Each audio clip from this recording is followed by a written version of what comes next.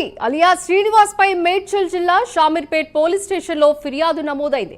హిజ్రాలకు చెడ్డ పేరు తెచ్చేలా ప్రవర్తిస్తోందని జోగిని సంధ్య పోలీసులకు ఫిర్యాదు చేశారు. సనాతన ధర్మం పేరు చెప్పుకొని ప్రజల నుంచి లక్షలాది రూపాయలు వసూలు చేస్తుందని ఫిర్యాదులో పేర్కొన్నారు. సనాతన ధర్మాన్ని కాపాడాలంటే ఇలాంటి వాళ్లను సమాజం నుంచి తరిమి కొట్టాలని జోగిని సంధ్య పిలుపునిచ్చారు. అఘోరికి సహకరిస్తున్న వారిపై కూడా చర్యలు తీసుకోవాలని కోరారు.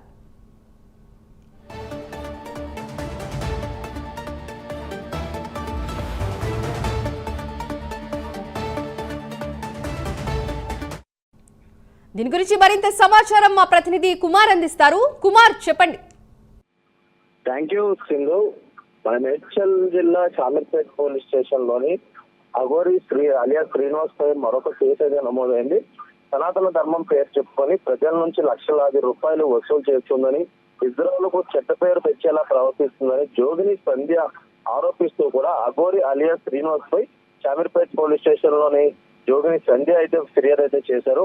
సనాతన ధర్మాన్ని ఏదైతే కాపాడాలంటే ఇలాంటి వాళ్ళను సమాజం నుంచి తరిమి కొట్టాలని అయితే ఆమె అయితే పిలుపునిస్తున్నారు. అఘోరికి సహకరిస్తున్న వారిపై కూడా చర్యలు తీసుకోవాలంటూ కూడా కోరింది.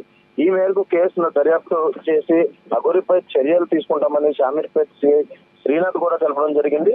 అలాగే మరొక పక్క ఇప్పటికే అఘోరి ఏదైతే పెళ్లి చేసుకున్న తర్వాత గతంలోని ఇటు మహిళా కమిషన్ కూడా ఒక ఫిర్యాదు అయితే అందింది. ఒక మహిళ అఘోరి అలియాస్ శ్రీనివాస్ తనను మోసం చేశాడని, తన దగ్గర 9 లక్షల రూపాయలు తీసుకొని వాడుకొని వదిలేశాడంటూ కూడా ఆమె మహిళా కమిషన్ అయితే ఆశ్రయించింది. ఈ నేపథ్యంలోనే ఇటు అఘోరిపై గతంలో కూడా కొన్ని సెక్షన్ల కింద కేసులు నమోదైనవి. ఇప్పుడు మరొకసారి షామీర్పేట్ లోని ఏదైతే అఘోరిపై మరొక కేసు కూడా నమోదైంది. మేడ్చల్ జిల్లా షామీర్పేట్ పరిధిలో పోలీస్ స్టేషన్ పరిధిలో ఈ కేసు అయితే నమోదైంది.